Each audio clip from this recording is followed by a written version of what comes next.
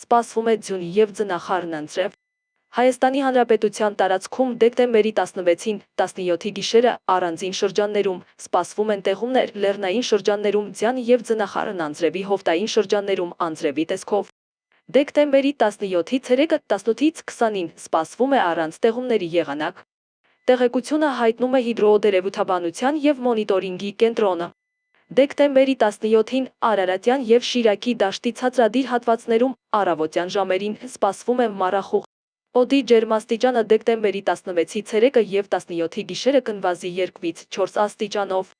Երևան քաղաքում դեկտեմբերի 16-ին հնարավոր են թույլ տեղումներ քաղաքի բարձրադիր գոտում ձնախառն անձրևի տեսքով։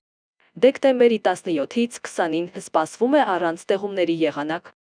Մայրաքաղաքում դեկտեմբերի 16-ի ցերեկը կլինի 5-ից 7 աստիճան տաքություն, իսկ երեկոյան ժամերին կգրանցվի 0-ից +2 աստիճան։